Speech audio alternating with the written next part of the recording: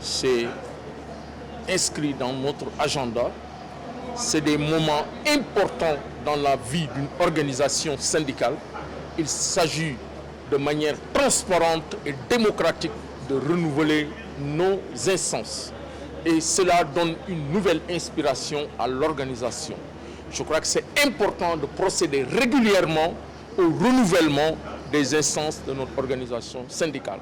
Et c'est des moments importants parce que quand on vous confie une mission, vous terminez la mission grâce à Dieu, grâce à la volonté divine, vous devez rendre grâce à Dieu.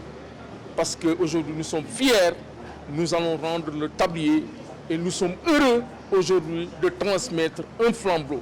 Et comme me le disait un doyen, je crois que c'est une mission qui doit continuer, un tissu, un continuum.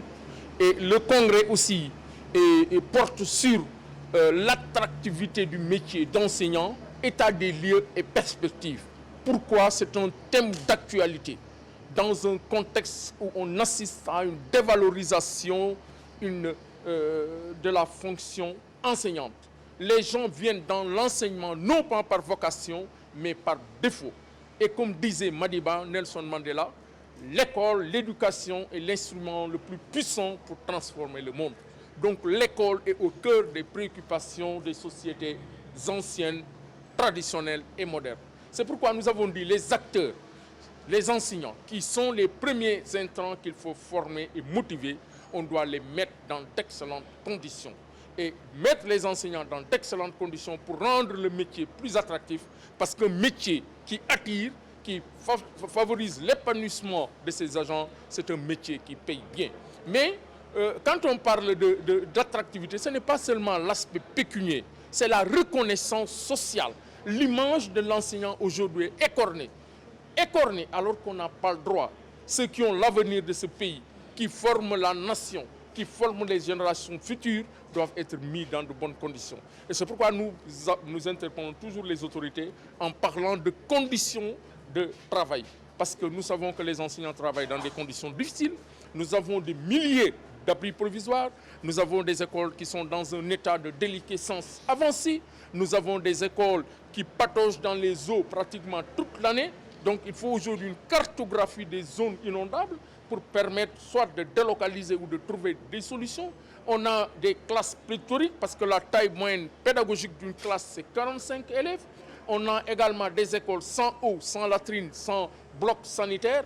Nous avons des bibliothèques qui sont devenues des musées.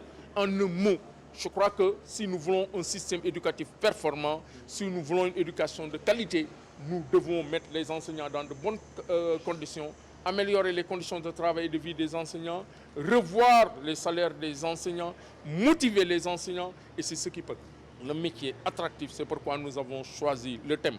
Et je crois que ces 2 jours de réflexion, d'échange, de partage, parce que le congrès aussi, c'est des moments d'échange, de partage. Et nous pouvons nous projeter, c'est-à-dire dégager des perspectives. Parce que nous sommes des militants de l'école, nous l'avons dit. On ne quittera pas le Sénégal pour aller à Ceuta ou Melilla. C'est ici, pour parler comme Jean Ziegler, dans le cerveau du monstre, que nous allons mener le combat. Quel du ñu fi jëlee Sénégal kenn ëppale wuñu fi. Nous allons continuer à mener le combat pour le développement de l'école, pour une école de qualité, pour le développement de notre pays, le Sénégal. Oui, je crois que, comme disait l'autre, l'État est un monstre, l'État connaît tout. C'est ce qui se passe dans l'école. L'État, c'est ce qu'il doit faire. C'est d'abord améliorer les conditions de travail des établissements. Aujourd'hui, il y a des inondations. Les écoles sont occupées. Il y a des problèmes. Deuxième élément, il faut également améliorer les conditions de travail des enseignants. Ça aussi, c'est extrêmement important. Mais il faut également, aujourd'hui, respecter les engagements souscrits à l'endroit des organisations syndicales. Quand je parle d'engagements souscrits, c'est les accords signés. Et le combat du QSEMS, vous le savez, c'est l'équité et la justice sociale dans le traitement salarial des agents de l'État. Pas autre chose. On ne demande pas quelque chose d'extraordinaire, on demande l'équité. Parce que l'équité et la justice sociale fondent les sociétés modernes et les sociétés contemporaines. Donc nous sommes à la veille de l'ouverture Il faut d'abord mettre en place tous les dispositifs pour permettre un démarrage effectif des enseignements. Cela veut dire qu'il faut désinfecter les écoles, il faut suffisamment de tables-bancs, il faut des professeurs recrutés en quantité, en qualité. Il faut également éradiquer les abris provisoires, il faut réhabiliter les écoles qui ont des difficultés, il faut que les toilettes soient fonctionnelles, il faut également de l'eau dans les établissements, il faut motiver les enseignants, encore une fois d'ailleurs. Aujourd'hui, de par le monde, il y a un déficit d'enseignants. En France, la rentrée 2022, il y a eu un déficit de 4000 enseignants. En Allemagne, en 2019, il y avait un déficit de 15 000 enseignants. Et ce déficit va augmenter. Cela veut dire qu'aujourd'hui, le métier est confronté à des difficultés, mais c'est un métier incontournable parce qu'un pays ne peut pas se développer sans un système éducatif performant. J'ai participé à ce conseil hier, en ma qualité de secrétaire général du CUSEMS. Nous avons été conviés, les 7 syndicats les plus représentants. Mais nous leur avons dit la même chose. Si vous voulez un pays, un système éducatif stable, il faut respecter vos engagements. Si vous voulez un système éducatif stable, il faut mettre les enseignants dans de très bonnes conditions. Si vous voulez un système éducatif stable, il faut qu'il y ait l'équité et la justice sociale dans le traitement salarial des enseignants.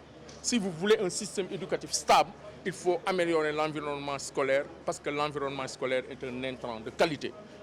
Ils savent parce que le gouvernement négocie, le gouvernement est en possession de tous les protocoles d'accord. Ce qui reste maintenant, c'est la volonté politique d'aller dans le sens d'honorer les engagements souscrits à l'endroit des syndicats et des organisations syndicales. Je vous remercie parce qu'il faut que